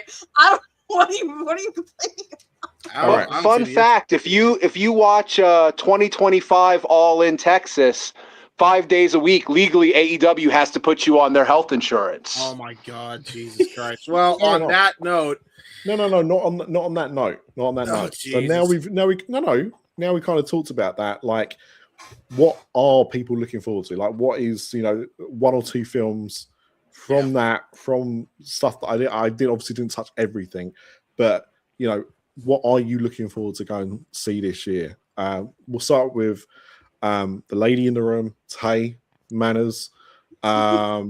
Is there anything that you're looking forward to? I don't know how often you go to the movies. If you're a movie person, are you a movie person? I do love movies. Right. So for me, it'll probably be Avengers Doomsday. Mhm.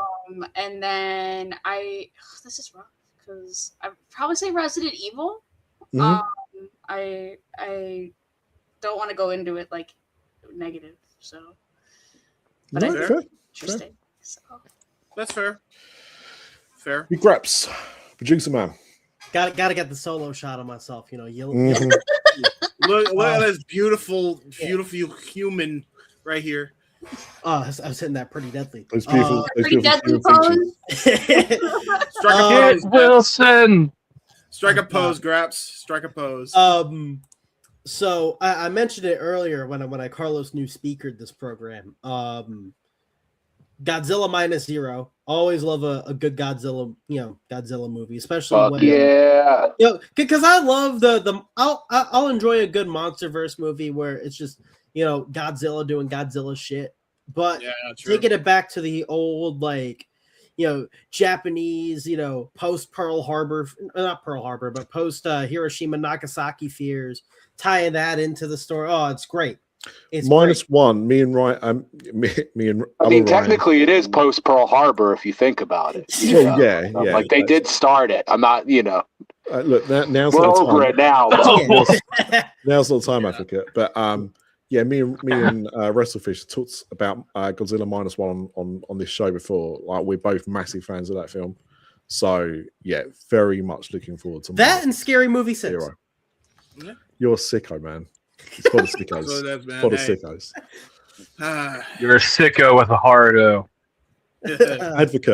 Advocate, you're up, brother. What are you looking for? I mean, if I'm being honest, I probably won't see any of these movies in theaters this year. No, you don't see it in because theaters, I have a 2-year-old, so you have I to haven't own been an Amazon Fire Stick, Advocate. Yeah, that's what I was gonna say. I'm excited for Godzilla minus zero when it comes out on Netflix, and that's probably where I'll watch Avengers and Dune and stuff too, is on when they come to streaming.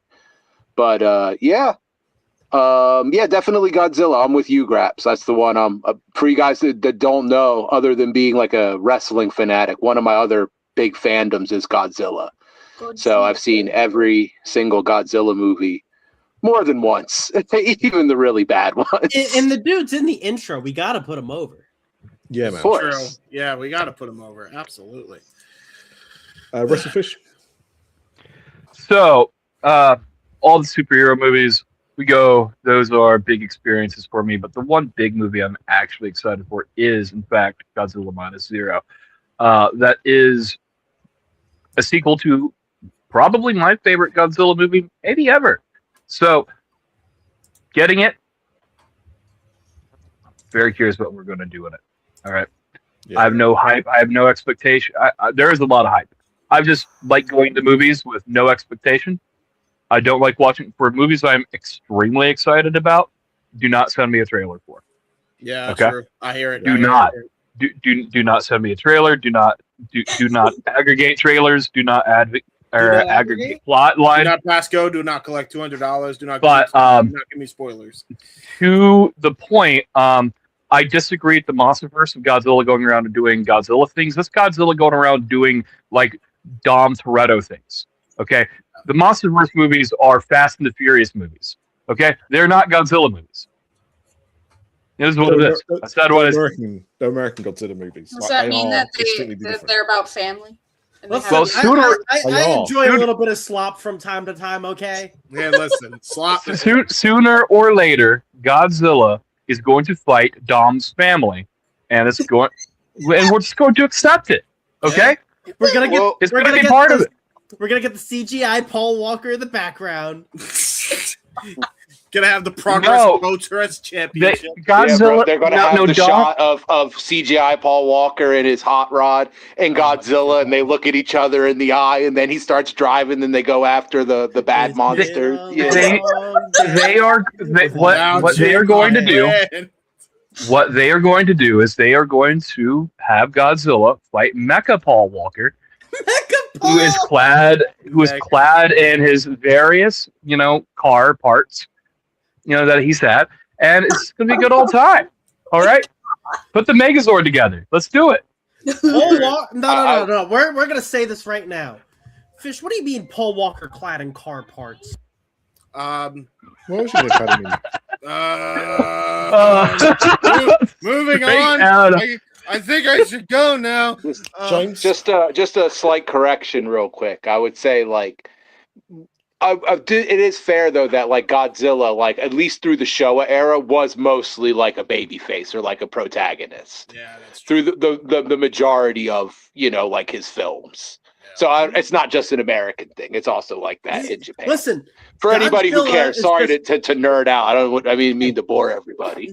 No, Advocate, we're gonna say this here now. Godzilla is the precursor to Aaron Wolf. Okay. By the way, this is the place to nerd out. It's Wrestling with Tism. What do you want about that? Yeah. Come on now, bro. Fuck it. Put the world title on Aaron Wolf. Yeah, right. There you go. Listen, guys. Yeah, they kind of already said it. The biggest thing I'm looking forward to, yeah, you can see there's a Mario game, multiple Mario games in my setup. Yeah, it's Mario. The Mario Galaxy movie. I'm really looking forward to it. I've enjoyed the other Mario movies in the past. I'm looking forward to this one. I am pissed that they decided we're going to skip over fucking Sunshine and we're just going to go straight to Galaxy. That's the prequel, James. That's the prequel. I want it now. No, you gotta wait your turn. You gotta wait your turn. You gotta wait your turn. You got to get 3 other sub movies, James. You're gonna get 3 whole other sub movies before we get to that. How could you? This is all right. Bullshit. But yeah, All that's what I'm looking forward to, and then the Mark movie as before, and that's everything. So there you go. That's We're a little long in the tooth. Yes, well, we're winding. I know we're winding down. I can see we're winding down, but did want to address something. I did put a tweet out earlier on. Fish made me a very nice graphic. Wanting to. Oh no! Don't put it on the big screen, man. Don't do that to me. At the moment, like I'm at that very awkward stage where I'm not going to be shaving my head again because I don't need to. But also, it's like it's going to take a while to grow back out, so it's awful. No, look. I don't want to. Stuff happens on this platform sometimes. Feuds happen, all that kind of stuff. I get talked about a lot. I'm somebody's favorite for some reason. I'm not going to go down that path. Like I'm trying to get past that. I don't want to be causing rows and having arguments and making little bitch sessions and stuff. I'm done with that. I've been done with that for a while. But I'm trying to move on from that. But something that was said to me yesterday really irked me, and that was about faking autism. So I just want to categorically state, for the record, I'm going to make it because it's time to make the announcement. I am not autistic. I'm autistic with ADHD. That I like to not just have one flavor of ice cream. I like to have more than one flavor of ice cream. I like to be a human contradiction to myself. That's what I want to do. So yeah, you know what? If you want to say that I'm not autistic, you're absolutely right, because that's not technically true. I'm not, and I don't need to prove that to anybody, but I have had to prove that to somebody. I had to prove that to the IBEX or whatever the service is called. I had to send them my paperwork in order for them to accept that, so I could get help with my disabilities when I went to America a couple of years ago. So I have all this stuff. This isn't me guessing or something. I spent a long time trying to figure out why I lived my life like I did and struggled. It took me a long time. We've talked about this on previous episodes. I don't want to go down that road again, right? But it took me a long time to be able to, get diagnosed by somebody, because it takes a long time to wait to see somebody and then get that, and it wasn't a great experience. You guys have gone through it, right? It's not fun to be analyzed in that kind of way, man. It sucks. So it does. I had to deal with that crap, and I'll take most things, but that kind of thing really hurts me because it's not fun. And I'm not saying that there aren't people that we're on the internet, right? People do lie about stuff from time to time. I get it. I understand it. But when it comes to stuff like that, man, I just don't. If you want to do that, it's your choice. But to actually accuse people of doing that, I think is really underhand. And, I've had some support. Obviously, I have the support of the collective. Obviously, I have the support of the guys here. I also had some support from somebody else who had got attacked by people in the IWC. Somebody who is very controversial to some people. Someone called Nicola Piccolo. Sorry, 1 second. Sorry, I just had to pick up that name I dropped on the floor. But he was very kind, and supportive, and I appreciate that. He's somebody, we're on different ends of the wrestling spectrum, for very obvious reasons.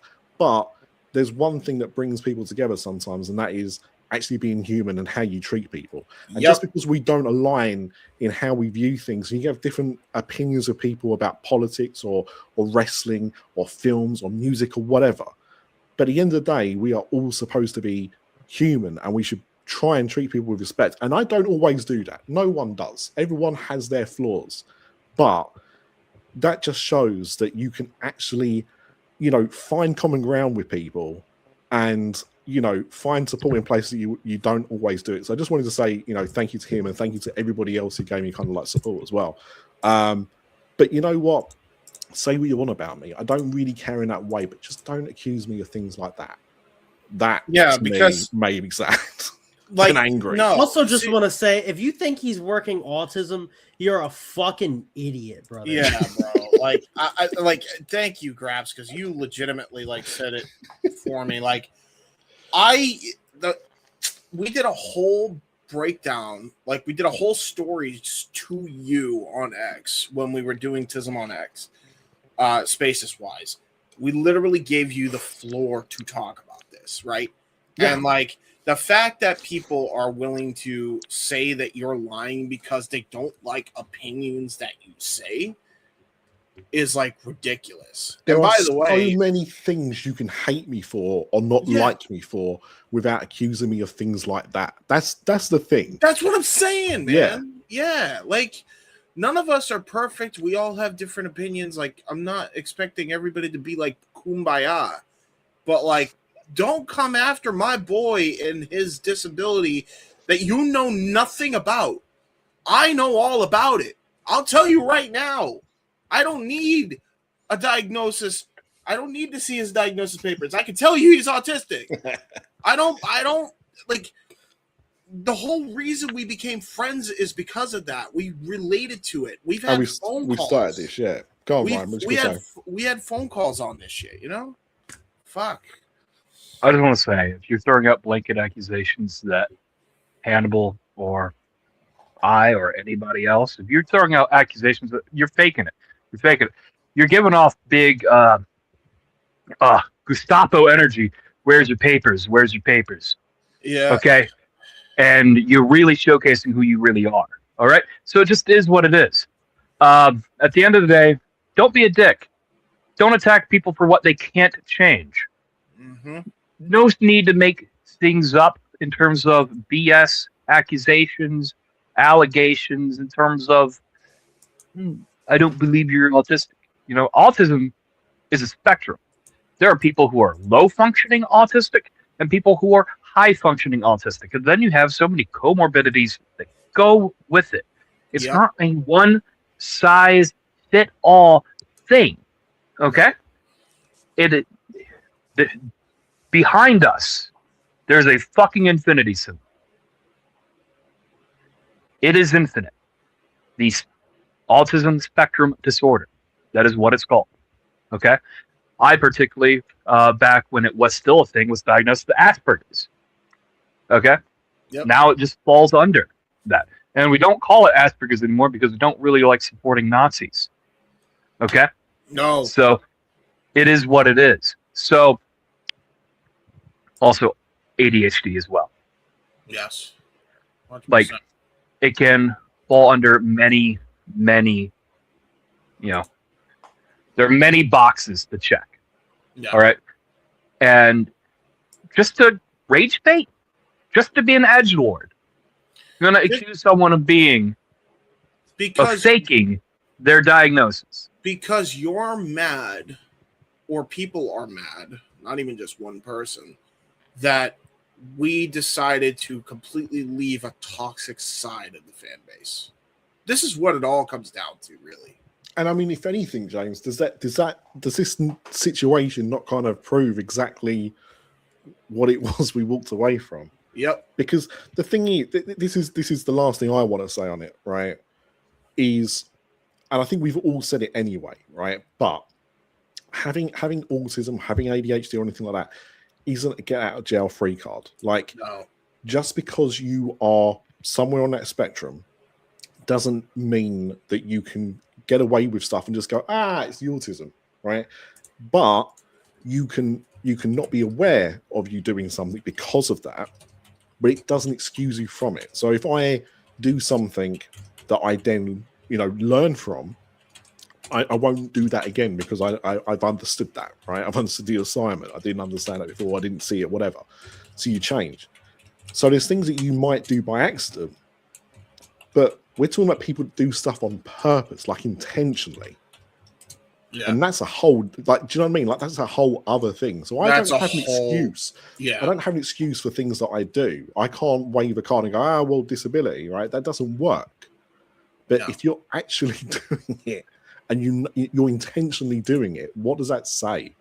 So, I just wanted to get that out there because I'm not trying to engage. I'm not trying to, and I've deliberately not named names because I think that's classy. That's the classy way of handling it. Yeah, I've got no interest in whacking that cage, right?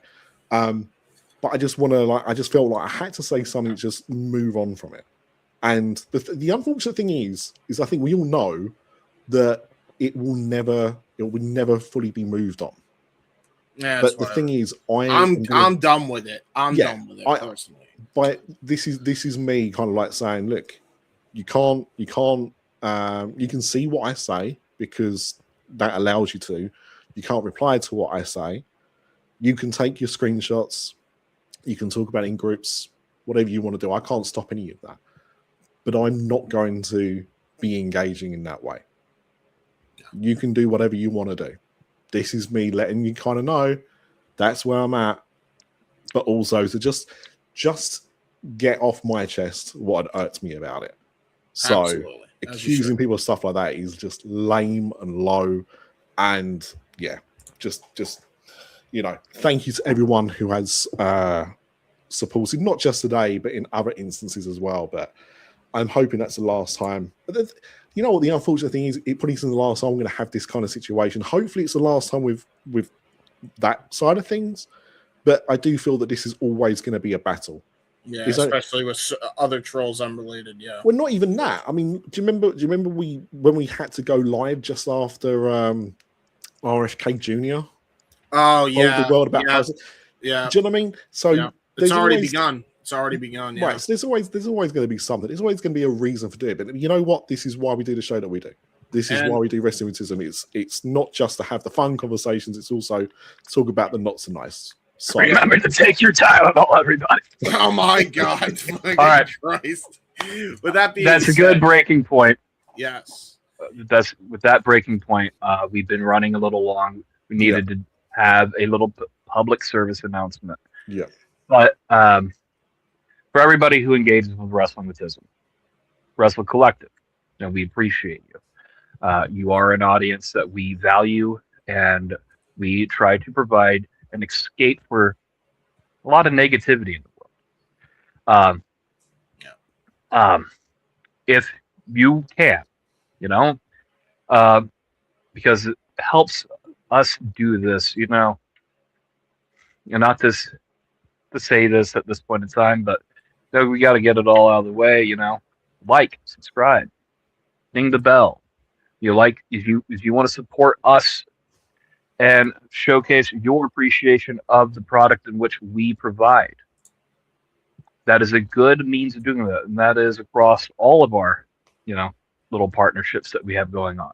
Yes. I want to say, this has been a journey. This has been fun. We are approaching a year of doing this, guys. Yeah, this is insane. We've been doing this since March. Yeah. And we will have a nice little show dedicating our year of doing this at that point in time. But I just want to say again, everybody who engaged with us, and to my two co-hosts, and to the whole team, I respect and love every single one of you. It is genuine, and yeah, I don't think there's anything else I can say. With that said, ladies and gentlemen, it is funny we brought up the neurodivergency. I do want to give the plugs. We'll start plugging things here. One big thing I'm going to plug. It's going to happen on February 1st.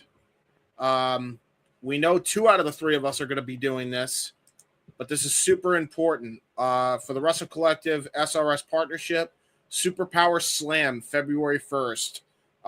It is a fundraising show for the neurodivergent community. So I feel like it is kind of a responsibility for us to be covering that. So February 1st, 7:00 p.m. EST, be there. You will see our faces, I'm pretty sure, and hopefully we will see Hannibal's face. Is it worth I mean, conversation to have offline, but I'll say it live so then we know to talk about it next time. Like, could we not maybe tie Tism into it rather than doing it Monday? Like, tie it into like the pre-show? True. I guess so. Yeah, anyway, we'll talk about it offline. Yeah, we'll talk about it offline. If it's fine either way. I would like you there regardless. So that's kind of. Oh yeah. I hope we'd have you there. I hope we'd have you there. Like it's not a Wrestling with Tism watch along. It's still a typical watch along, but you may see us there. Is the point. So please go and support us if you want to, and support the people that are going to be putting on that show. I believe it's free on YouTube. It is also an Orange Crush production. Go support those guys because I think it's really cool what they're doing for the community. You can check out all the other stuff going on in the Simply Reliable Studio side of things on SR Studios 2024 on the X, and you will be up to date on all various watch-alongs. Ryan and I, along with various other guests, did commentary calls on the Collective and various other channels for GCW and for Prestige, where Alec Price and Jordan Oliver got signed. We called that in real time. That was a real awesome moment for us, and we've been riding high since WrestleMania weekend last year before the partnership for the WrestleCollective. So please go check out SR Studios 2024 on X. Update yourself on when our next watch along will be. And with that, ShopWC.com. I leave it to the ShopWC.com crew to support and plug the WrestleCollective, even though I'm also WrestleCollective. Go do this thing. Go check out this website right here. Do it. Put the link. So we've got Light the Fuse on Wednesday. No, let's start back. We've got the Raw review, which will be taking place coming tomorrow. Yes. I was going to say not taking place tonight. It's taking place tomorrow. I believe during NXT. So I think it's like 8:30 Eastern tomorrow. Yes, I think. Over on Twitter. So yeah, go and join Carlos and the Space Elite for that. On Wednesday, it's been pushed back. Just letting everyone know now. So Light the Fuse will still be going live on X on Wednesday, 5:30 p.m. Style time. Yeah. I was going to pop some Red Bulls. No. Take the night off. We'll discuss that tomorrow. But yeah, we're gonna be on this on Wednesday at 5:30 as per, and then we will have unless plans change, we will be having Wednesday Night Chaos with Carlos 15 minutes after Dynamite ends on Twitter as well. So go and join the space for that.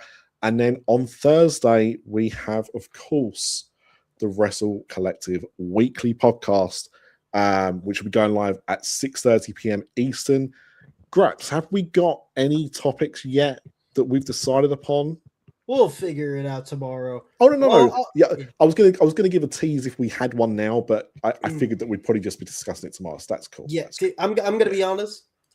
I got no clue, but just so you know, it's still probably gonna be better than watching TNA. I didn't say that.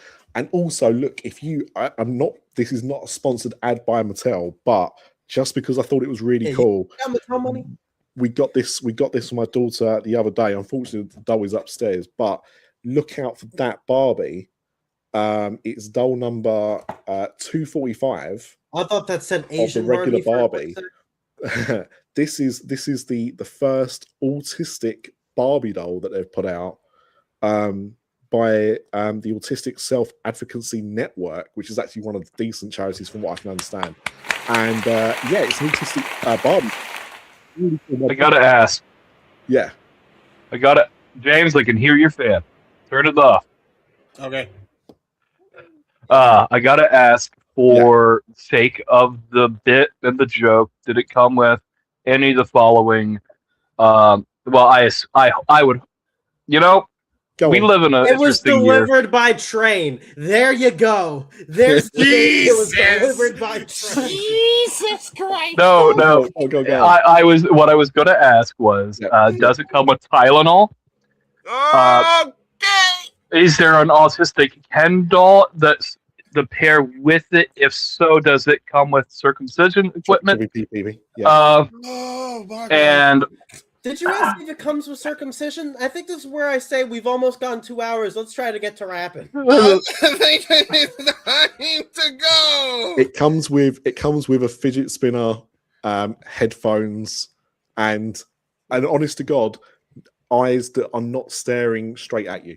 Yay! Very like it's very like you can see when you look at the doll, you can see it, but so it's not completely obvious, but you can see it. It's very well done, very classy. If you got a child, go and get that doll. It costs like $10. It's well worth it. There you go. Go support the Barbie, autistic Barbie, and I was delivered via train. Before we get any crazier, we gotta end this stream. We're taking it home. Till next time, there will always be some more Spectrum on the internet. See you next time, folks. Ladies and gents, thanks for stopping by. And until next time, this is the Wrestle Collective.